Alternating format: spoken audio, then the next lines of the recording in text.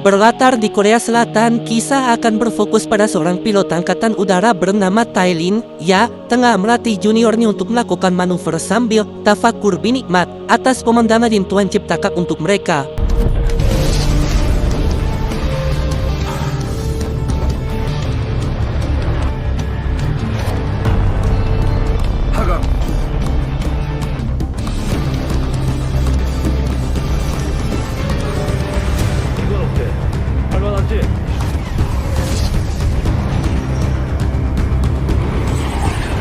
Ketika hendak ke markas, mereka berdua mendapat laporan terkait pesawat komersil yang melaju cepat ke perbatasan Korea Utara, sehingga mereka langsung tancap gas sebelum pesawat itu benar-benar melewati perbatasan.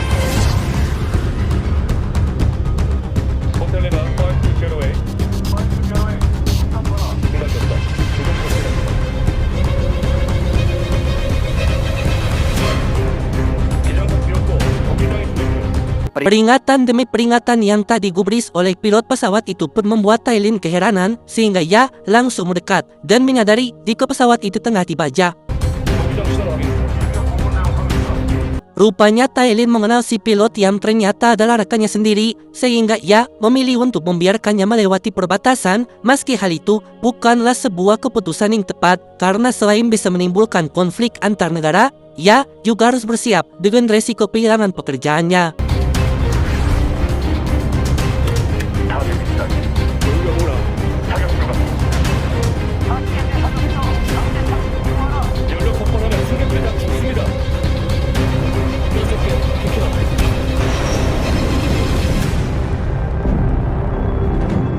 Akibat dari keputusan sepihaknya, Tae Lin pun langsung dipecat, bahkan ia juga disalahkan atas ditawannya 50 penumpang pesawat oleh Korea Utara.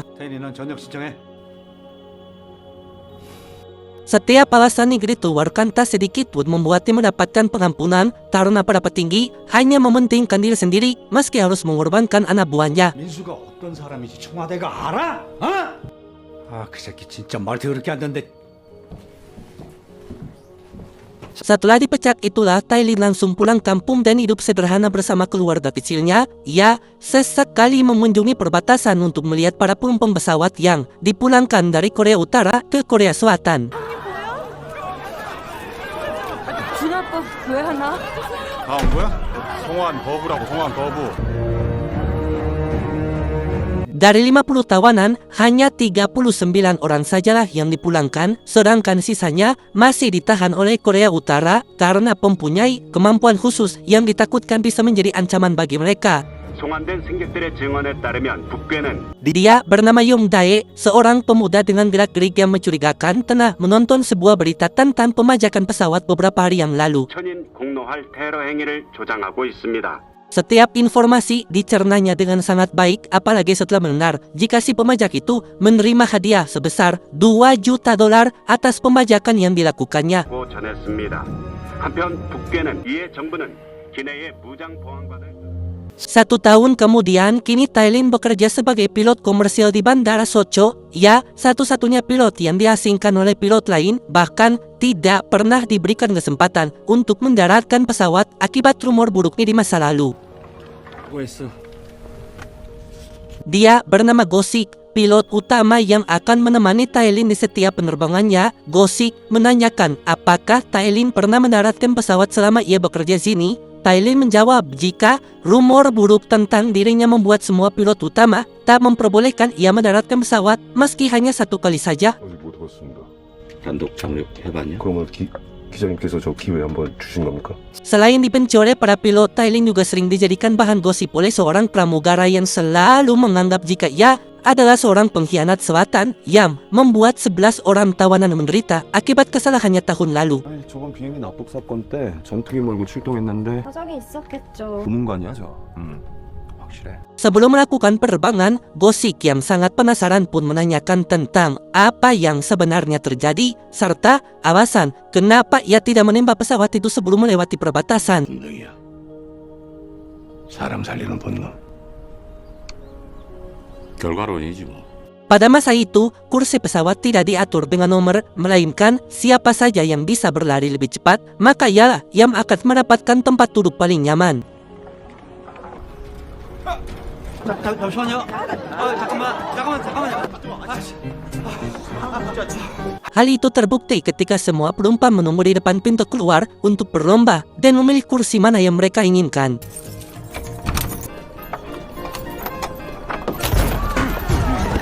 Layaknya di kendaraan umum, para penumpang itu kerap kali berselisih memperebutkan tempat duduk mereka, sehingga membuat pramugari yang bernama Oksun sangat sibuk dalam mengurusi masalah tersebut. 손님, 신발은 신으셔도 됩니다. 신발. 블랩셋. Seorang ibu yang membawa ayam peliharaannya membuat penumpang lain merasa tak nyaman, apalagi seorang pejabat terhormat yang merasa jika dirinya lebih tinggi dari siapapun meminta Oksun untuk mengeluarkan ayam itu, bahkan kalau bisa sekalian dengan pemiliknya. 동물은 다 한대요. 아셨죠? 그러니까 Masalah yang tidak bisa diselesaikan oleh pramugari membuat Tailin harus keluar untuk membantunya. Ia memberikan jalan tengah agar mereka bisa segera melakukan penerbangan. 서울 가셔야죠. 협조 부탁드리겠습니다. 보안관님, 제가 책임지고요. 출발 준비시키세요. Penerbangan itu dilakukan pada tanggal 23 Januari tahun 1971. Para penumpang dengan berbagai macam kondisi membuat kabin tanpa ramai, terkecuali Yongdae yang juga ikut dalam penerbangan tersebut. Entah ia merasa gugup karena ini merupakan penerbangan pertamanya, tapi yang pasti ia memilih untuk tetap diam dengan raut wajah yang terlihat sangat gelisah.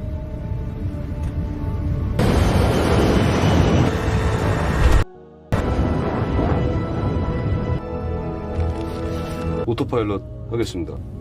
Dengan gerak-gerik yang mencurigakan, Yongdae mengeluarkan beberapa kaleng yang sedari tadi ia pegang sambil berkata jika ia akan pulang terlambat untuk menemui ibunya. Rupanya kaleng itu merupakan sebuah bom, di mana ia langsung meledakkannya di dua arah yang membuat pesawat itu menjadi oleng.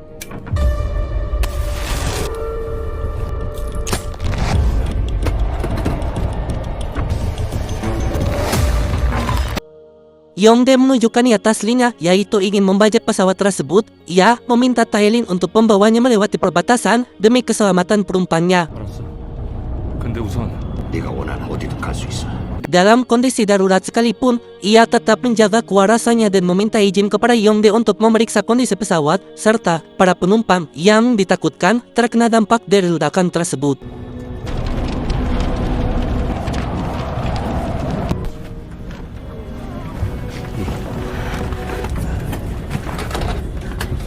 Ketika ditinggal oleh Tailin, Gosik menanyakan tentang apa motif Yongdae yang sebenarnya, apakah ini berkaitan dengan politik atau uang, di mana Yongdae menjawab jika ia tidak mengerti tentang politik sehingga dapat disimpulkan jika ini semua hanyalah tentang uang. 가상 같은 거 모른다니.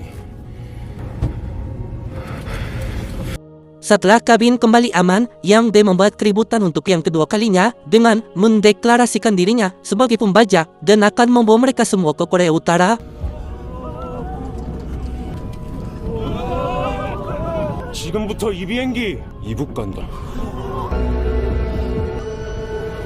Gosik yang terlambat mengambil tindakan pun malah membuat keadaan semakin runyam ketika ia melaporkan pemajakan itu ke markas pusat. Rupanya, alasan Yongdae melakukan pemajakan adalah untuk mengikuti rekam jejak sang kakak 1 tahun yang lalu. Alih-alih dihukum atas hal tersebut, ia malah diberikan hadiah sebesar $2 juta yang membuatnya kaya secara mendadak. 거기 이렇게까지 해서 왜 북으로 가려고 하는 거야? 6.25 때 끌려간 우리 형님 인민군 장교돼서 호요식 한다니.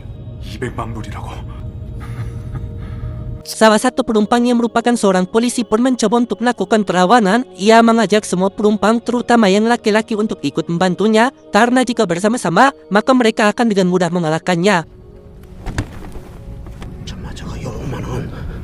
Di antara semua laki-laki, hanya satu orang sajalah yang bersedia membantunya. Mereka berencana untuk menangkap Yongdae ketika ia sedang berada di posisi lengah. 아주바이, 내려가자고요. 참말이가. Melihat pramugara yang baru sadar dari pingsannya, Yongdae langsung meminta penumpang lain untuk mengikatnya karena ia tahu jika orang itu akan sangat merepotkan jika dibiarkan bebas.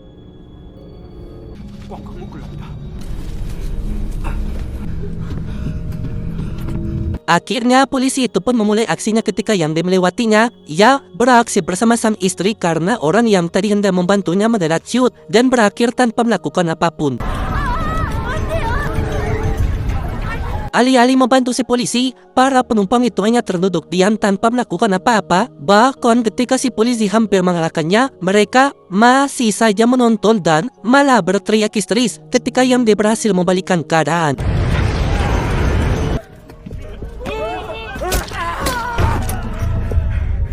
Tailin akhirnya mendatangi TKP untuk meminta maaf atas apa yang baru saja terjadi kepada Yangde. Ia memohon agar tak menyakiti para penumpang karena sebentar lagi mereka akan memasuki perbatasan. 승객들은 다치게 하지 마. 제발 부탁이야. 그만하자. Sambil memikirkan solusi sebelum mereka sampai di perbatasan, Gosik mengumumkan kondisi di dalam pesawat dan meminta mereka untuk menghancurkan identitasnya sebelum berhasil melintasi perbatasan. 신분증을 찢어서 Meski dengan berat hati, mereka tetap menghancurkannya karena jika tidak, ditakutkan Korea Utara akan menjadikan mereka tawanan, terutama PNS, aparat desa, guru, polisi, dokter, dan lain sebagainya. Sejenak Yangde mengingat masa lalu ketika ia masih tinggal bersama ibunya di kampung. Ia kerap kali mendapat perlakuan tidak adil, entah itu sebuah tuduhan palsu ataupun penyiksaan, meski ia tidak pernah melakukan kejahatan apapun.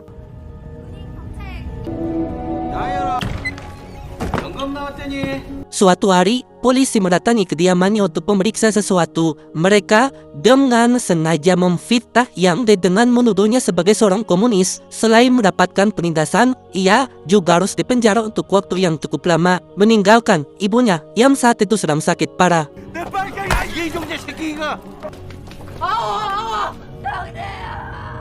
Pulang dari penjara, Yangde mendapati ibunya sudah meninggal dunia dengan tubuh sudah dipenuhi dengan maggot. Di mana Yangde langsung mengkremasi jasad ibunya tanpa sedikit pun meneteskan air mata. Setelah tadi merusak kilometer, Tailin beralasan jika mereka telah kehabisan bahan bakar, di mana Yangde langsung melampiaskan kekesalannya pada Gosik atau si kapten yang membuatnya tidak bisa melihat akibat getih yang sudah mengalir deras memasuki matanya. 기장님, 고도 확인이요. 눈이 안 보여. Tailin memanfaatkan ketidaktahuan Yangde dengan menurunkan pesawat di pesisir pantai. Ia beralasan jika mereka sudah berada di perbatasan dan Yangde sudah mendapatkan apa yang ia inginkan.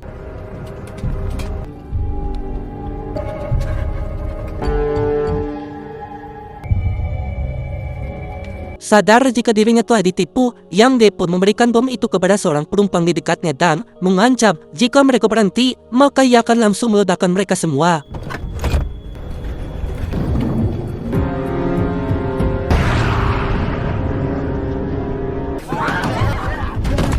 기조 올래.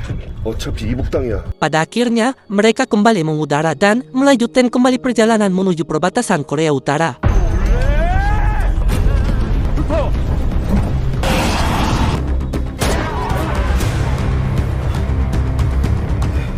Keteguhan hati seorang Tailin membuat Yangde sedikit menghormatinya. Ia masih bisa berpikir jernih tanpa menunjukkan rasa takut, bahkan setelah mendapat luka tembak di kakinya. 충분히 알아들었으니까 우리 애부터 좀 내보내자. 우리 어머니가 인테 평생 꼬레비로 잘라있다니. Yangde sempat berpikir untuk mengajak Tailin pindah ke Korea Utara, di mana mereka akan lebih dihormati di tempat itu. Tak seperti di Korea Selatan yang penuh dengan diskriminasi dan pemulihan terhadap kaum komunis seperti dirinya. 남을 사람 남고 갈 사람 가자는 거야. 너 형 만나려고 목숨 걸었잖아. Kali ini, Yangde mendapat masalah terkait dua pesawat jet yang mulai mengikuti pesawatnya. Ia meminta Tailin untuk terus maju, meski apapun yang terjadi. Salah satu dari dua pilot pesawat itu rupanya adalah junior Tailin sendiri. Namun karena keberadaan Yangde yang tak kunjung menjauhi kokpit pun membuat Tailin tak bisa berkomunikasi, di mana si junior yang tak mengetahui situasi pun langsung melakukan terbang peringatan agar senior ini bersedia untuk mendaratkan pesawat. Karena terbang peringatan itu tidak digubris, mereka mencoba untuk menembaki pesawat itu seperti menembaki musuh. Di mana Tailin, yang sejatinya merupakan mantan pilot pesawat tempur pun, berhasil menghindari mereka, bahkan sempat melakukan perlawanan.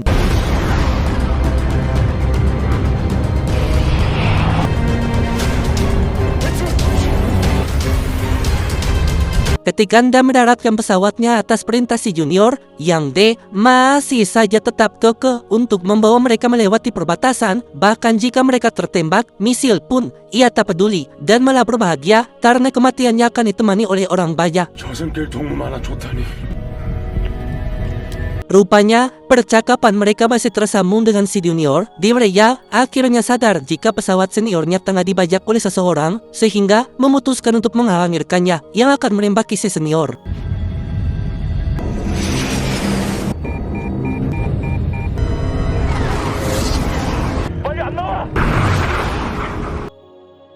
Lima mil sebelum memasuki perbatasan, pesawat Korea Utara juga mulai berdatangan untuk menyambut kedatangan tamu yang tak diundang, serta rekan si Junior yang sudah habis kesabaran langsung berpindah posisi supaya ia bisa melakukan tembakan.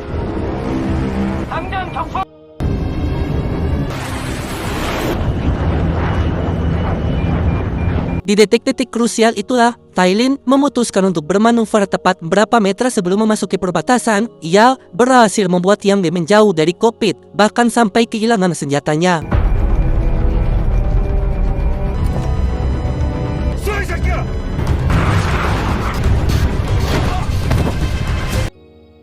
Di saat mereka sudah mengudara dengan normal itulah, Tailin menitipkan kendali kepada si kapten dan berjanji akan mendaratkan pesawat karena saat ini ia harus pergi untuk menyelesaikan sesuatu dan...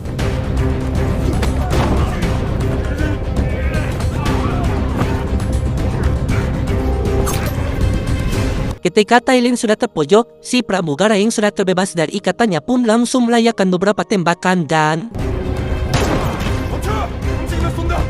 Yang D pun memacungkan sebuah bom agar si pramugara menghentikan tembakannya, di mana Tailin yang merasa muak pun memintanya untuk segera berhenti dan berjanji akan merawatnya ketika mereka sudah mendarat. Tersentuh dengan ucapan itu, Yang D pun mulai mendekati Tailin untuk meminta maaf dan menyerah setelah ia melihat kejujuran Tailin yang terpancar dari matanya. Akan tetapi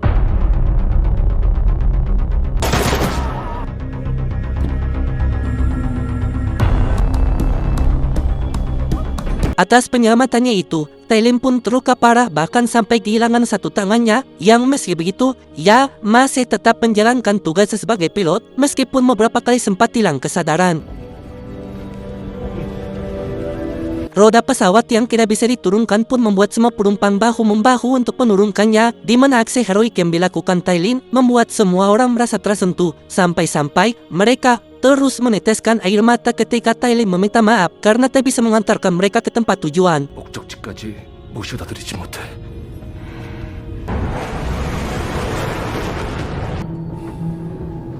Di antara hidup dan mati itulah, Tailin mengingat kenangannya bersama sang istri sehingga ia kembali tersadar untuk mendaratkan pesawat dan memastikan semua penumpangnya kembali ke daratan dengan selamat.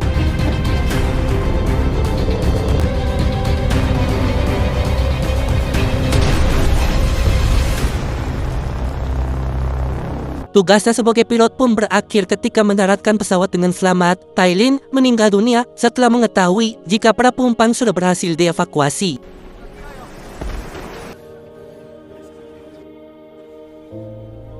부기장님 일어나봐요. 부기장님 다 살았단 말이에요. Pesan yang mesti kita ambil dari film ini adalah jangan terlalu sering naik pesawat